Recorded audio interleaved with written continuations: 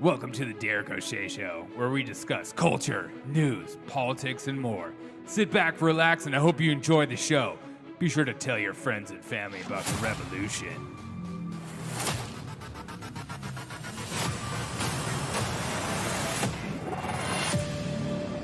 Come on, man. What's up, everyone? Oh, what up? Sometimes that automatically goes on. I am going live. I am going to be watching Joe Biden deliver his speech today. We'll see how it goes. Hope you guys are having a freaking lovely day. In the meantime, let's check the news. Because that's what we about. We'll see how late Joe Biden becomes. You never know with this kid. Oh, yeah, the abortion case. Let's see. Let's see what's going on our favorite news station. In the number of shipping containers that we're seeing at our ports. An official just said that actually we're seeing an 18% increase in the number of containers being offloaded compared to what it was at the same point in 2018, just to give you a sense of the volume and the challenges that were presented to the administration. So what the president's going to do is outline some of those steps that the administration has taken, as well as the private sector, that have helped to alleviate some of those initial backlogs hanging off the port, but also talk more broadly about the economy, how the pandemic has affected the economy, and the steps that he's taken that has led to a surge in demand, which is part of the problem here, Aaron. And everything connects to the pandemic these days. Mike, the president's vaccine mandate is a key issue now in a potential government shutdown that we've been looking toward for a couple of months now. Is the White House concerned about the political risk of a shutdown, especially when his party controls both houses of Congress? Yeah, this has been an issue we've seen before. Remember that a number of Republicans tried to essentially repeal Obamacare through a funding fight during the Obama administration, and their party ended up taking some of the political hits. We are waiting for There's Joe a Biden small to number speak. of conservatives in both the House and the Senate that are saying they're going to withhold a vote for the funding package that must be approved by Friday night if these vaccine mandates are allowed to go into force. But the leadership on both sides of the aisle, in the House and the Senate, are doing everything they can to try to avoid this, because leadership knows that while it's interesting to see it, Hope everyone's doing well. Point here, Get in the chat. Tell me. Get in the chat. Tell me where you're from, where you're watching from. What's going on? Talking about this plot from some conservatives in the House as absurd, that they would try to Waiting take on these this kind of steps when it big revolves around dog. public health issues facing this country at this point. And Mike, there is also the international issues that we've seen around the Omicron variant in particular, and looking at the fact that flights have been stopped coming from southern Africa, and there's talk about potentially an expansion of let's some see. of the Our word of the restrictions day around, will be. Around the Omicron variant. Are you getting any more from the White House about what may What should be the word of the day? in the next hours or days? Yeah, of course, we're going to Talk hear about from the the president economy. tomorrow. He was already planning to announce sort of ways the administration was going to approach an anticipated winter surge in cases here. Obviously, Let's see. The word of the day shall be. This is a tough one. Let's go. Word of the day is. I always want to say, "Come on, man," but I want to hear. I don't know what I want to hear.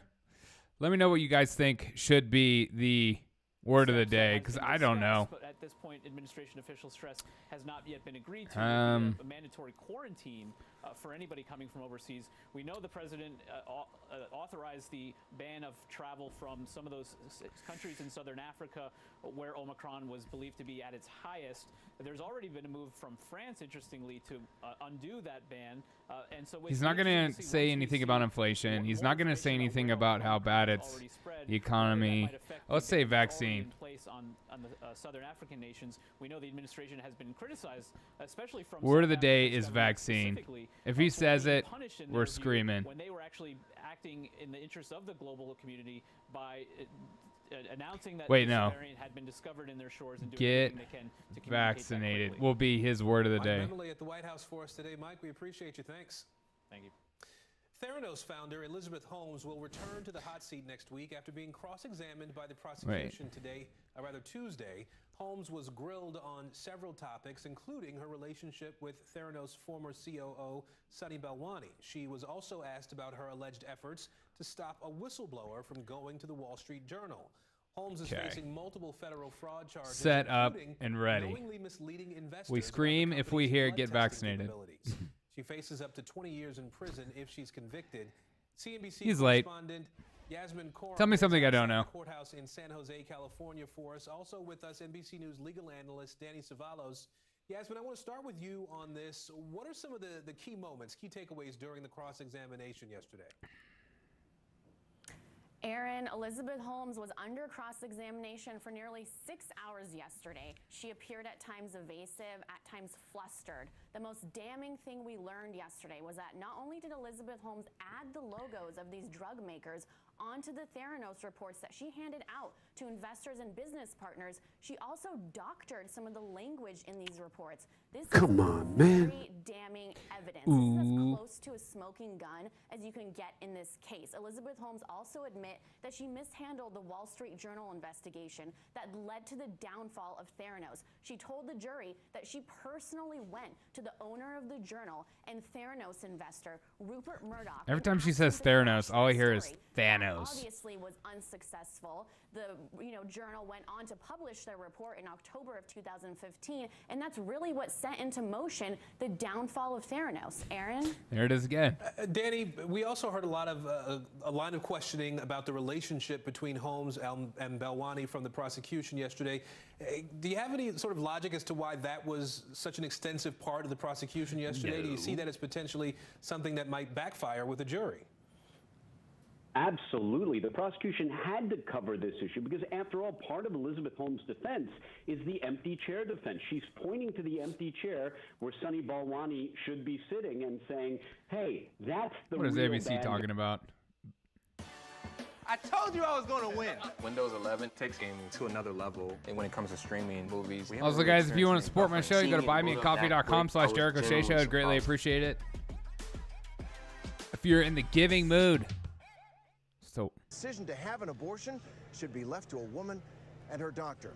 There's no ruling expected from this court until next summer, probably. But we will learn a lot this morning about these justices and about the future of reproductive rights in America. Reproductive rights. Okay, Jerry, thanks very much. Michael? All right, thank you, George. You're going to turn now to the fallout from the investigation into former New York Governor Andrew Cuomo. His brother, Chris Cuomo, now suspended by CNN after new details emerged about how he helped the embattled politician as he faced sexual harassment accusations. Ariel Reshef has the latest. I said point blank, I can't be objective when it comes to my family. This morning, the face of CNN's primetime indefinitely suspended. New documents released this week indicated that Still Chris waiting was on Biden. involved and previously known in helping his brother, former New York Governor Andrew Cuomo, craft a defense amid a flurry of sexual misconduct allegations. Dude is notoriously late. A CNN spokesperson saying Chris Cuomo broke our rules, and we acknowledged that get publicly. Vaccinated is too but we obvious. also appreciated the unique position he was in. The network adding that documents released by New York's Attorney General Monday indicated a greater level of involvement in his brother's efforts than CNN executives previously knew.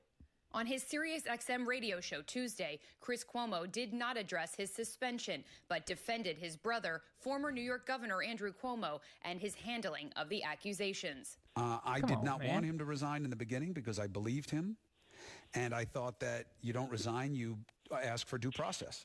Now, new documents revealing text messages and emails from the CNN anchor to his brother's staff. According to those documents, after Anna Rock, who never worked for the governor or the state, came forward to accuse him of inappropriate advances at a 2019 wedding reception, a message from his younger brother offered, "I have a lead on Wedding Girl." Those messages, part of a cache of evidence and testimony released by the Office of Attorney General and now candidate for governor, Letitia James. We don't even use names. Have you ever had an inappropriate relationships with women on your staff? What's the answer to that question? Inappropriate, I assume, means a sexual relationship with women on my staff. The answer is no. The Attorney General's investigation finding the former governor sexually harassed 11 women. Throughout, Andrew Cuomo maintaining his innocence, but resigning over the summer amid the scandal. This is not to say Come that on. there are not 11 Where you women at, Joe? who I truly offend. 11 minutes late. There are. And this morning, Cuomo's future at CNN is unclear. The network saying he's suspended pending further evaluation. George. Ariel Reshef, thanks. We're going to Just go to make the Capitol sure. now. And the latest on the January 6th insurrection. Video was Oh released my overnight God. of a rider being interrogated by the FBI, admitting he tased a police officer, as one of President Trump's top aides is now cooperating with the investigation. Rachel Scott has the latest. This morning, a sudden shift for one of Donald Trump's closest advisors, former Chief of Staff Mark Meadows. Joe now Biden's got a agreeing to big cooperate day. with lawmakers investigating Doing the a January Hanukkah- 6th insurrection.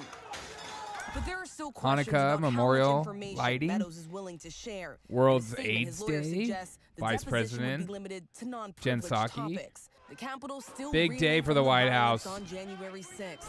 And overnight, for Let's- the first time, man, they are we're just seeing so and slow. hearing the interrogation of an alleged Capitol rioter. I'm so stupid.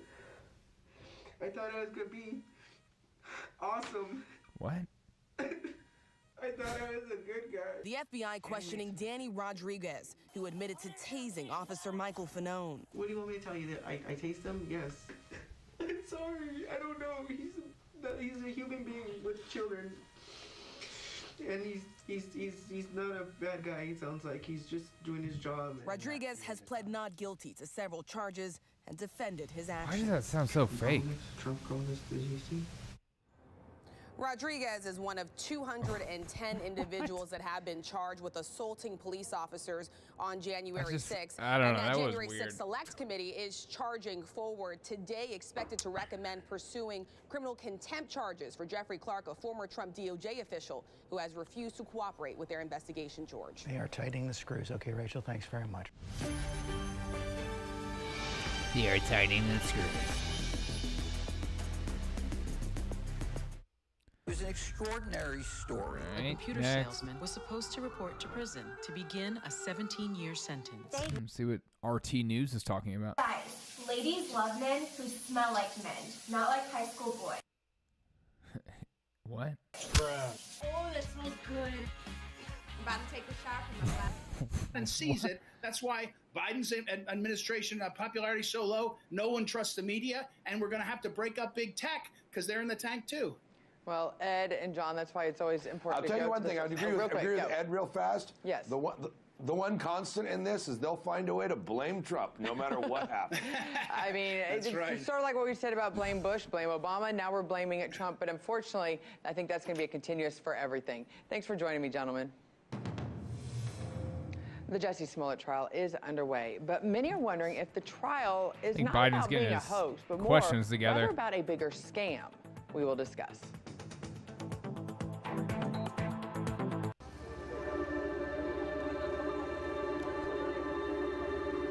Smoke.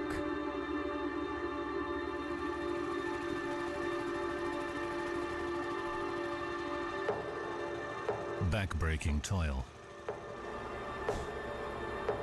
Forced labor. Stress. Stress. Is that the best word you can come up with? Industrial injury. Corporal punishment. What? Owner. Words with which we're all familiar.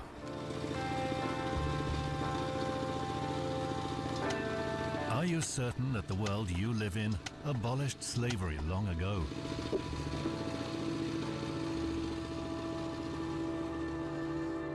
It's a real thing.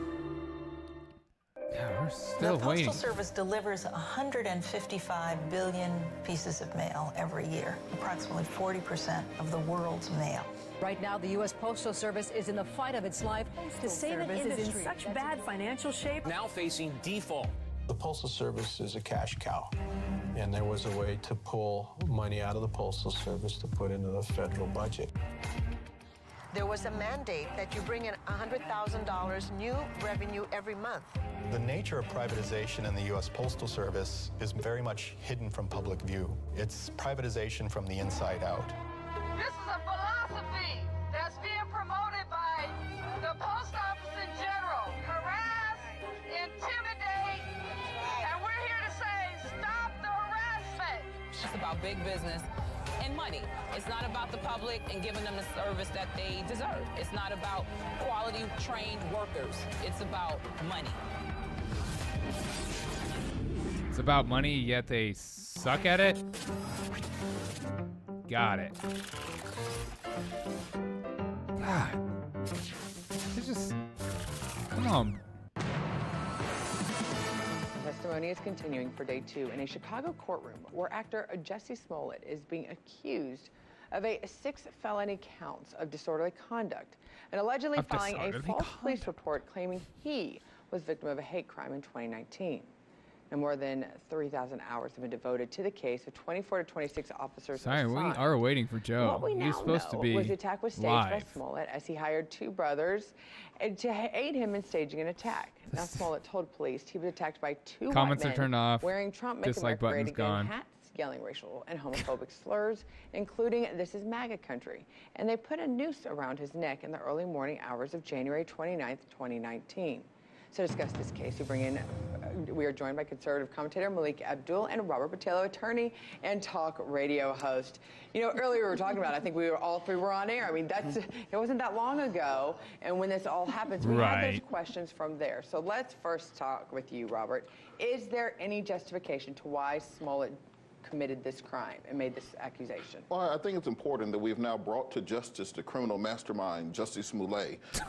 You know, the biggest issue facing Chicago right now, not crime on the South Side, not any of the other issues. But look, Jussie Smollett, I think, should have settled this out of court prior to this happening. He should have paid back the city for the time the officer spent on the case. He should have admitted and made a public apology. I think this is what happens when sorry, I staged a fake crime. Have a moment in the culture, as they say, where he could be the victim, he could be the new spokesperson for both LGBTQ rights, African American rights, and being the anti-MAGA, because he saw what many of their celebrities were doing at the time, and it's come back to bite him in the tail because this story was ridiculous from the beginning.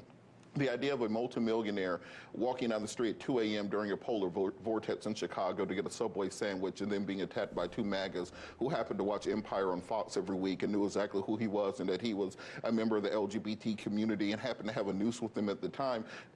Everyone knew that was a lie from the beginning, so I think it's important that he's brought everyone except for the Today Show. But I think there's a bigger picture that I think was the problem with all this, and it was the time that we were already in such turmoil as a country dealing with race issues. Out in the open, Black conservative.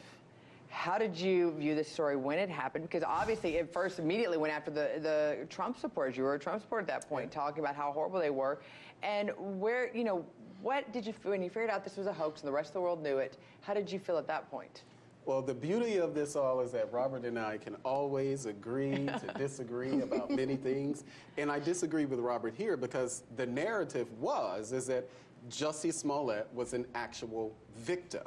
I was one of the very few, of course, I got attacked for questioning the same thing that Robert said, wait a minute, so he was going out at 2 o'clock in the morning to grab Subway? Yeah. He was that hungry? It didn't make sense from the beginning. Gotta get your Subway on. The area in Chicago where this apparently happened, this isn't MAGA country. So the notion that he had some MAGA beefcakes who were out during a polar vortex, you know, out after him, it was already ridiculous from the start. But you had not just his cast members, you had the current vice president of the United States, who actually said that this was an attempted modern-day lynching. This was the narrative. I remember when Kamala Harris said that, but does she? They are all perpetuating what I like to now call the for-profit race hustling industry. Kamala Harris did that with Joe Biden with her "I'm that girl" when she went after him for the segregation. And what we're seeing now with Jussie Smollett, we're seeing it with Rittenhouse, we're seeing it all over the place. And it's disgusting, but it's profitable. But it doesn't help the conversation. We're not getting. In fact, I think it 20 takes minutes us farther away late from actually getting a solution for both sides for the problem.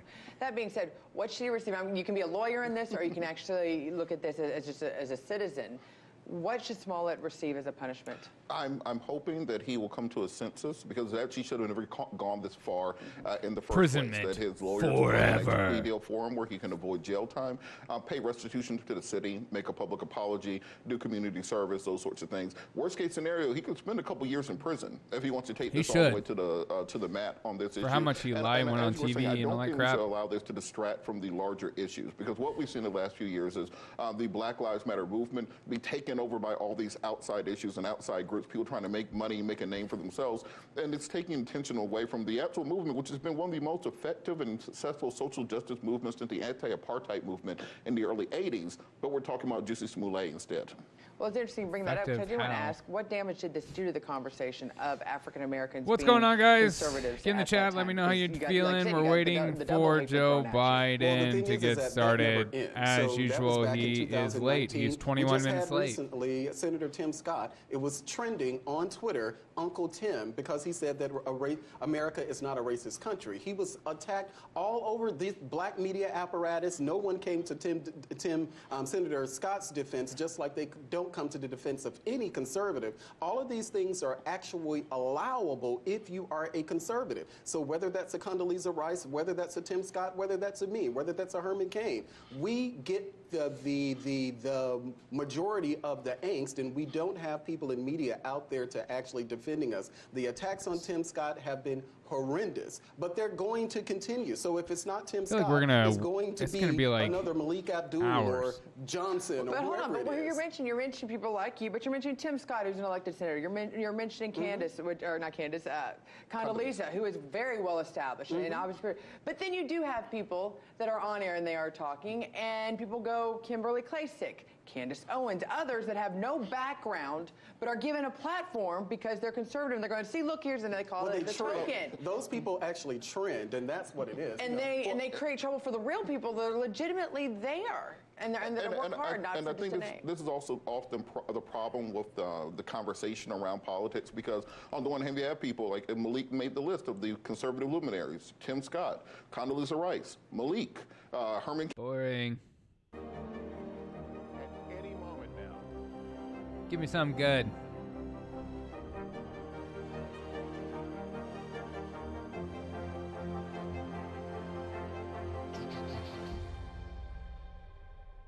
Sorry, guys. It's an issue dividing communities and influencing elections across the country. An in-depth look at how one small town confronted race and education, and how it tore the community apart. Shit! This is Southlake. This is Southlake.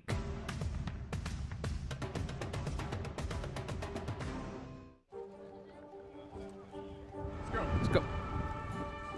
This is a critical choke point for this fire.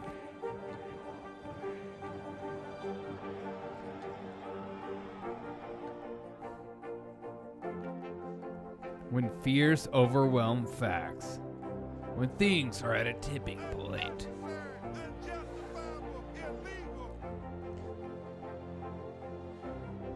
And good evening from New Orleans. Late military operation witnessing the massive crowds. I admire you both. Nice to really spend some time with you.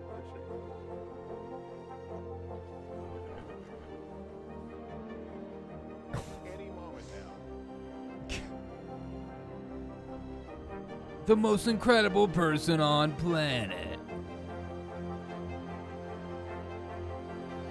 The anchor for America.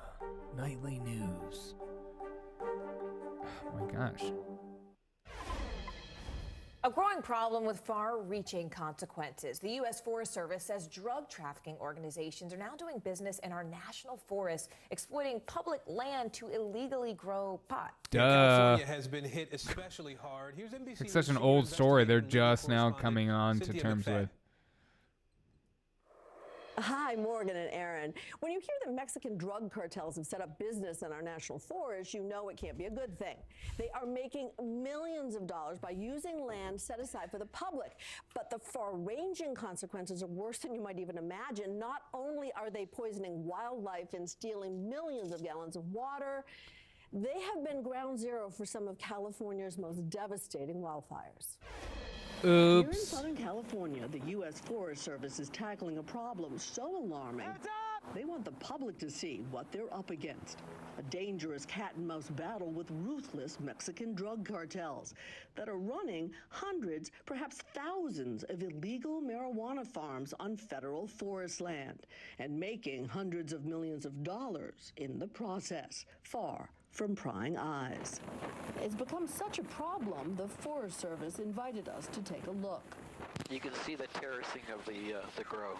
But to really see it, you have to get down there, and that involves a certain degree of risk. These guys are going to go ahead of us to make sure we're safe? Yep, okay. The trail is 2.5 miles through dense forest. Yeah, okay. So, okay, I'm not liking my chances here. The first 500 feet, straight down. Everyone else here is a pro, like Dr. Murad Gabriel, a wildlife biologist for the Forest Service. His team's mission is to locate, bust, and clean up these illegal grows. So what do we got here? An old cooler, and then here is the oil and gas that they use. He says for years now, the cartels have siphoned off precious public water, poisoned wildlife, and wreaked environmental havoc, mostly unhindered. Right up the straw was 1.8 million gallons of water that was poached from it. For just this one grow. And this is in a state that already has a water problem. Absolutely. We finally come to a grow site that the Forest Service raided a month ago. So this is the camp, huh? It's pretty much a tunnel of trash. Littered with toxic pesticides, many illegal in the U.S. This is in highly concentrated form, so you would dilute this. That's crazy. Probably 100-fold before you would actually use it. But they're not doing that. No, absolutely not. Dr. Greta Wengert is here to inventory the environmental damage. Deer coming into their crops, bears coming into their camps. They will actually use these to directly poison the wildlife. Mix it with some tuna fish, put it on the edge of your grow, an animal comes in, eats it, and dies within 2 minutes. In fact, the amount of pesticides found at just this site are potent enough to kill dozens of people. Jeez. These are some of the most toxic chemicals you could ever use on crops. Another concern, the pesticides don't stay put. This is sandy soil. The next heavy precipitation event is just going to slough all this off into the San Juan Creek. Over 50% of California's water originates on national forest lands. So this site is supporting municipalities where people drink their water. That's Which crazy. makes it even more urgent that sites like this be shut down and cleaned up. But can they be? We have the will as an agency to do this day in, day out, every day. What they don't have is money. In recent years, the agency's budget for this work has barely budged. As for the cartels, they appear undeterred. One drug trafficking organization can invest, let's say, $250,000, $500,000 into one grow, and then pull out a 200 to 300%. Where are you, Biden? From that. So if they lose a few of them along the way, it's a cost of doing business. Killing me, Smalls. Absolutely. And there's another big problem, fire. We've seen cook stoves, we've seen all of these chemicals which are highly flammable. Basically, during the summer season, this is a tinder block. Like last year, the deadly Dolan fire in Big Sur started at an illegal site, one of at least a dozen forest fires linked to sites like these since 2009. The Dolan fire last year, it burned through an iconic international landscape, Big Sur. It killed 11 endangered condors. It overran firefighters. I mean, it's just a nightmare. Rich McIntyre runs the I thought it was project, all a global not-for-profit climate change. striving to keep illegal marijuana grows off public lands. There's one law enforcement officer for every 250,000 acres in California. So they need more boots on the ground, and they need reclamation dollars so that organizations can do the cleanup work that needs to be done. Without substantial funding, it's whack-a-mole. All right, so if you had to put a price tag on it, it's probably going to take $50 to $100 million to clean up all the public land grows in California alone. McIntyre and others are pushing Congress to appropriate at least that much over the next 5 to 8 years. We are one campfire, one drop cigarette, one getaway fire in a trespass grow away from a landscape fire that could burn 1 million acres. And when that happens, we lose that public resource for an entire generation. On the day we were with them, the Forest Service pulled out over a ton of trash, more than half a mile of irrigation piping, hundreds of pounds of fertilizer, and bottle after bottle of banned pesticides. One of more than 40 sites that's been cleaned up in California alone this year. Back to you. Thank you all so much for joining us this You're hour. welcome. I'm Morgan Radford. And I'm Aaron Gilchrist. The news continues right now.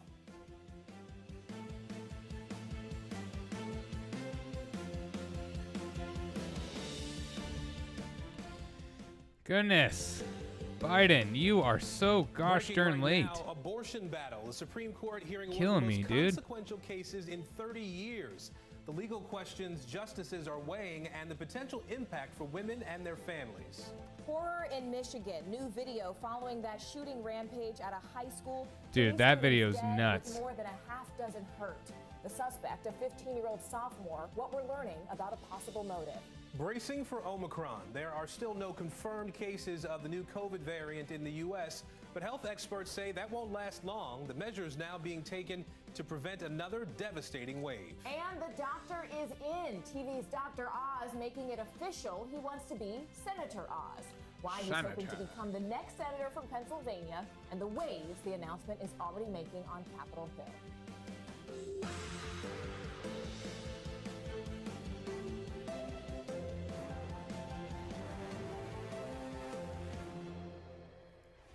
Hey there, everyone. I'm Morgan Radford. Thank you so much for joining us. And I'm Aaron Gilchrist. We begin with breaking news this hour. The abortion battle taking center stage at the nation's highest court. Come on, The Biden. Supreme Court Come is on, hearing man. oral arguments about Mississippi's abortion law. The law bans most abortions after 15 weeks, allowing them only in medical emergencies or cases of severe fetal abnormality.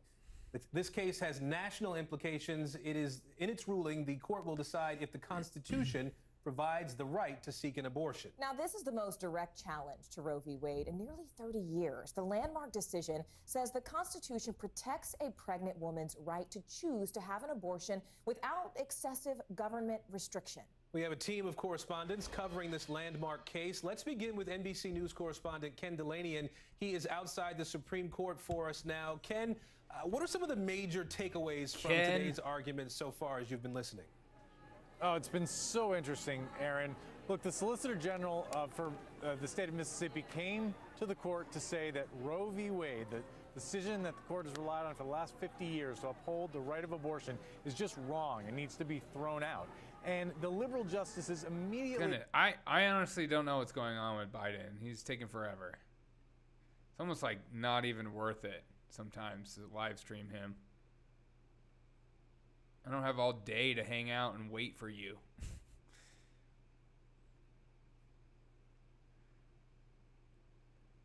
Sonia Sotomayor perhaps said it best. She said, will this institution survive the stench that this creates in the public perception that the Constitution and its reading are just political acts? I don't see how it's possible if they were to overturn Roe v. Wade. What was also really fascinating, though, is how Chief Justice John Roberts, who is seen as a person who really wants to uphold the public standing of the court, seemed to be searching for a compromise. He didn't want to talk as much about whether Roe v. Wade should be overturned. He wanted to know whether this... They have no sound. What the heck? Even she can't see it. This is a disaster.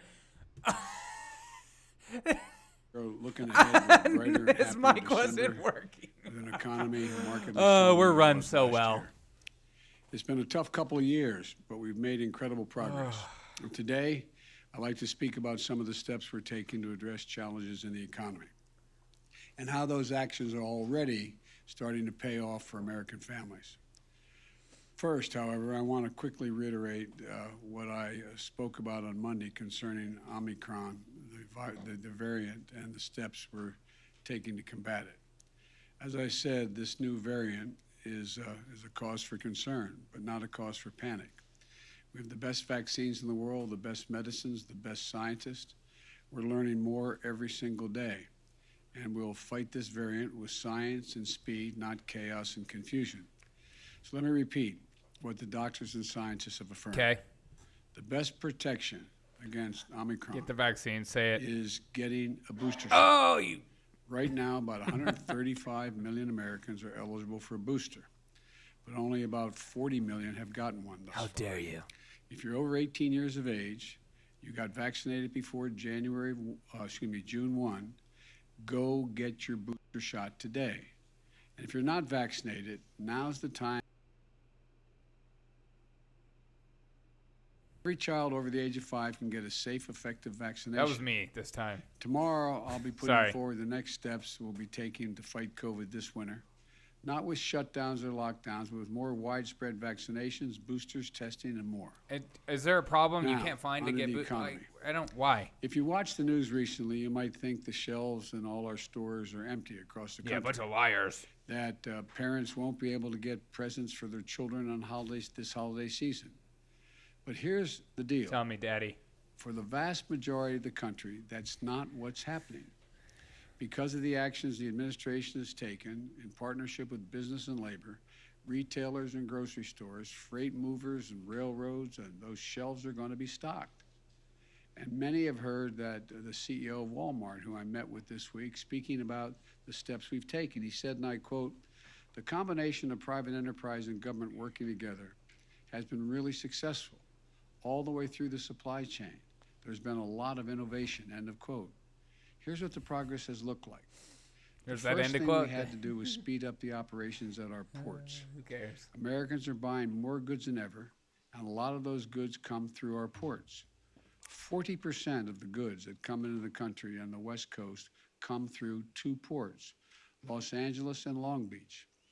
To help relieve congestion, I brought together labor and management and asked them to step up and cooperate more, to move forward in operating those ports not 5 days a week, 40 hours a week, but 24 hours a day, 7 days a week, by adding more shifts at night and on the weekends. What is this camera angle? Then we had to make sure that people could transport those goods from the ports to stores What and is homes this across camera the angle? country.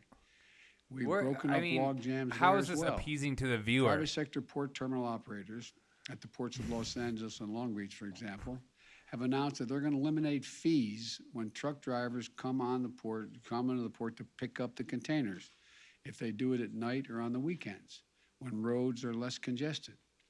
Working with my administration, a major ocean carrier, the 4th largest in the world, announced on Monday a new $100 discount when containers are picked up quickly, with larger discounts for nighttime and weekend pickups. And we've announced this week that we're extending through February extra flexibility that allows truckers to drive more hours when they're transporting critical goods like gas, food, and medical supplies. Paired with these important safety measures, all of them are going to help move goods more quickly and get products that people want onto the shelves all across the country. Over the last month, the number of containers left sitting on docks, blocking movement to those stores, was for over 8 days. Now it's down by 40%, which means they're heading to shelves and stores more quickly. That's an incredible success story. The ports of Los Angeles and Long Beach have moved 16% more containers so far this year than last year. By working with business and labor, my administration has been able to handle the huge surge in goods moving through some of our biggest ports. And that's translated into shelves Will he get across our asked any country questions, being and will he well-stocked. answer any? Is the You question. don't have to take my word for it. On Monday, I convened a group of CEOs from some of the largest retailers and grocery stores in the nation, as well as companies who work with small businesses across America, including the CEO of Walmart, as I mentioned, along with Best Buy, CVS, Samsung, Mattel, Etsy, What is this and camera angle? QVC. My administration has been working with many of the CEOs and others to keep these goods moving through our supply chain to ensure the shelves are stocked heading into the holiday season. The CEOs I met with this week reported that their inventories are up, shelves are well stocked, and they're ready to meet the consumer demand for the holidays. The CEO of Etsy represents over 5 million small businesses and entrepreneurs. He told me, and I quote, "Our survey data says they are less concerned about supply chain challenges this year than they were last year," end of quote. I've also spoken with the CEOs of UPS and FedEx, which are on track to deliver more packages than ever. Now, I can't promise that every person will get every gift they want on time. Only Santa Claus can keep that promise. But there are things every year that sell out that are hard to find. Some of you moms and dads may remember Cabbage Patch Kids back in the 80s, or Beanie Babies in the 90s, or other toys that have run out at Christmas time in past years when there was no supply chain problem. But we're heading into a holiday season in very strong shape. It's not because of luck. We averted potential crisis by figuring out what needed to get fixed, and then we brought people together to do the hard work of fixing it. That's exactly what we're doing with the second concern I want to talk about today, prices. Here are a few things you should know. Just about every country I think I just in the decided world that is I'm going to start grappling with listening to higher Biden to help me prices go to right sleep now at night. as they recover from the pandemic. In the United Kingdom, price increases have hit a 10-year high. In Germany, a 28-year high. In Canada, price increases are the highest they've been since the 90s. This is a worldwide challenge, a natural byproduct of a world economy shut down by the pandemic as it comes back to life. Prices are still out of sync as the world comes back. But as we continue to overcome these obstacles, the more price pressures will ease. But I have not been content to sit back and wait. I've used every tool available to address the price increases, and it's working. Take gas prices. Last week, I announced the largest ever release from the United States Strategic Petroleum Reserve. And you didn't need to do increase the that. supply of oil You could have and just help bring down changed some of your prices. policy. I brought together other nations to continue and contribute to this solution. India, Japan, the Republic of Korea, the United Kingdom all joined us. They all agreed to release additional oil from the reserves, and China may be doing so as well. This worldwide effort we're leading will not solve the problem of high gas prices overnight, but it has been making a difference. Over the last month, likely due in part to the anticipation of this action, we've seen the price of oil and gasoline on the wholesale markets come down significantly. In fact, since the end of October, the average weekly price of gasoline in the wholesale market has fallen by about 10%. You're a lying dog-faced pony That's a soldier. drop of 25 cents per gallon. Come on, man. Those savings should reach the American people very soon, and it can't happen fast enough. And I've asked the Federal Trade Commission to consider whether potentially illegal and anti-competitive behavior in the oil and gas industry is causing higher prices to be maintained for consumers when the overall cost of oil is down. Yeah, it's their fault, not your We can also policies. ensure Correct. that American people are paying a fair price for gas.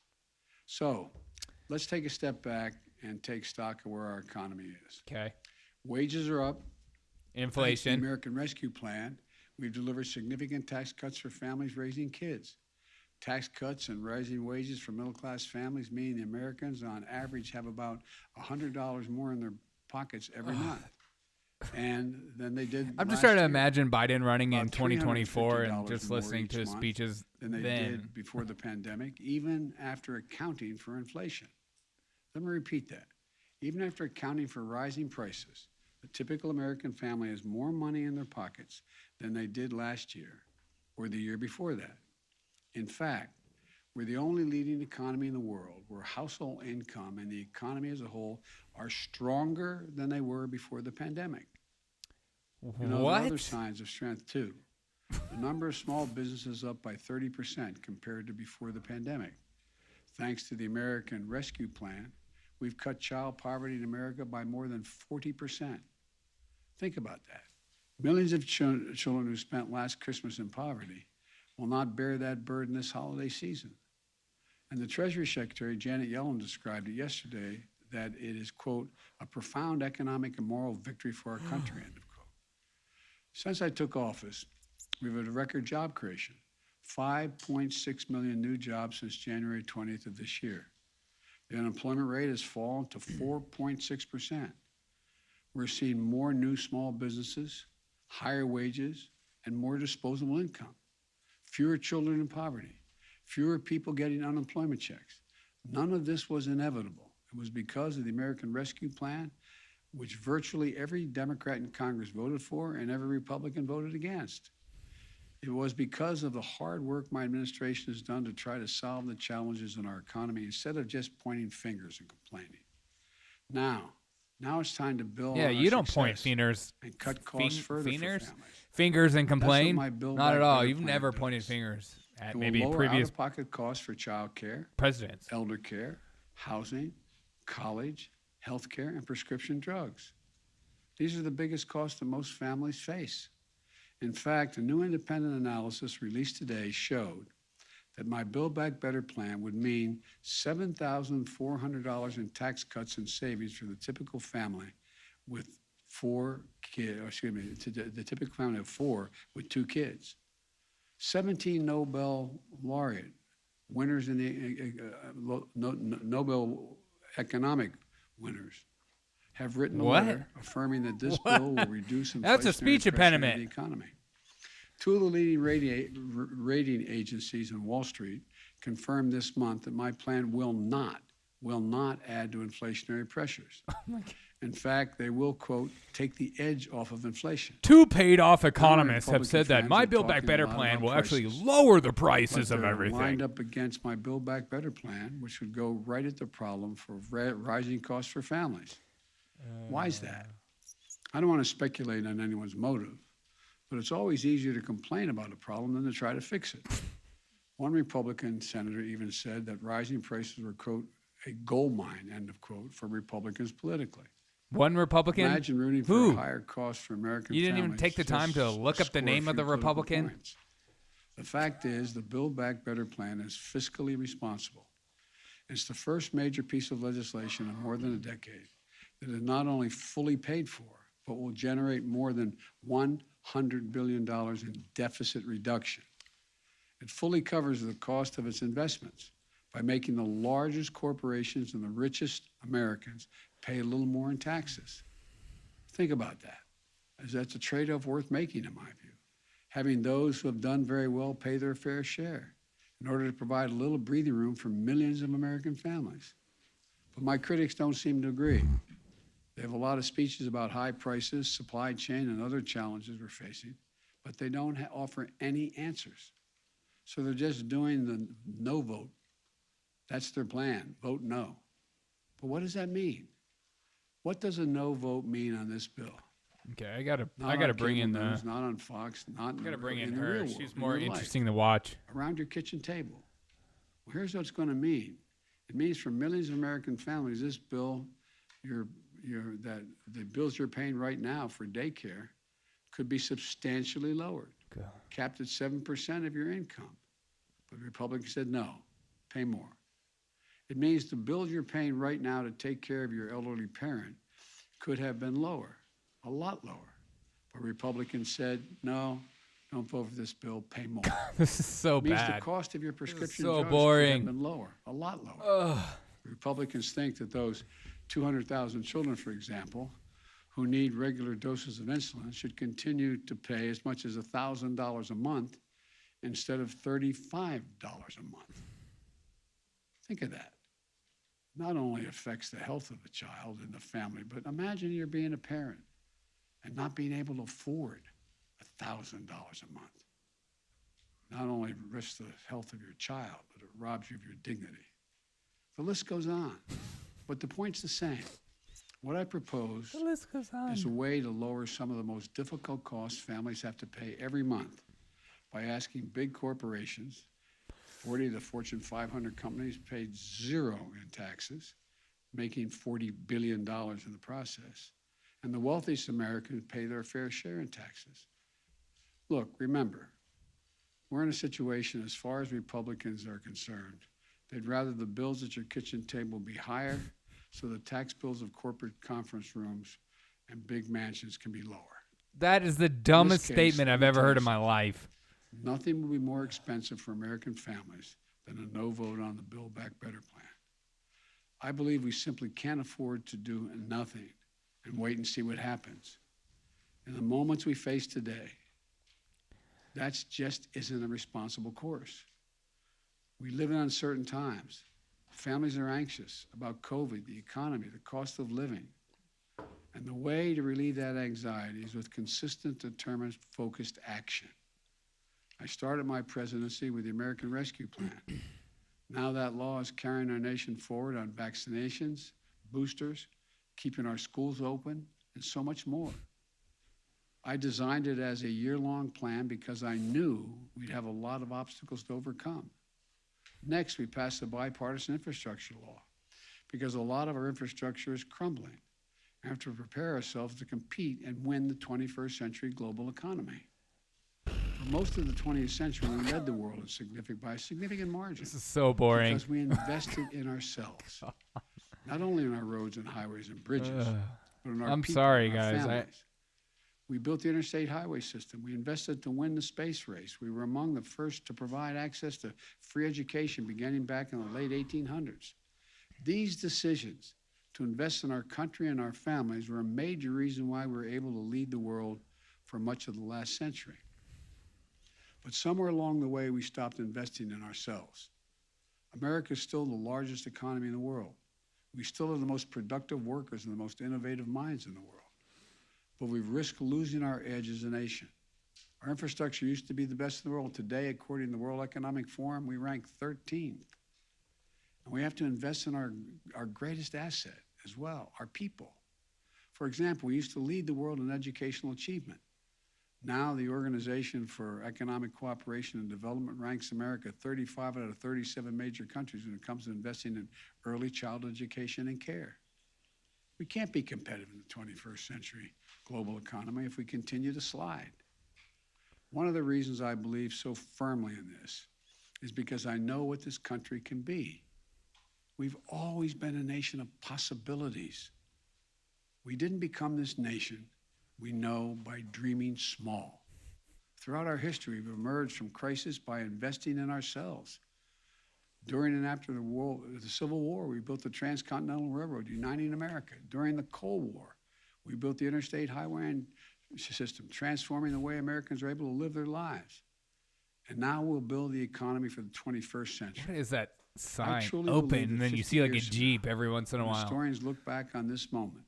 They're going to say this was the beginning of the moment when America won the competition for the 21st century. I think that's what we're going to see happen. I don't. God willing.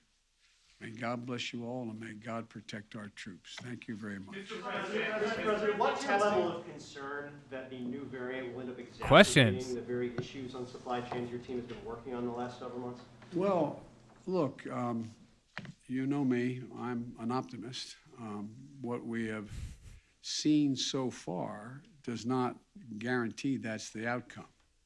As a matter of fact, we're going to know in the next several weeks that just not only how transmissible the disease is, but how extensive it is, how dangerous it is, and what damage it does, and most importantly, whether the vaccines we have are capable of dealing with this virus, particularly if the boosters we're trying to get everyone to get.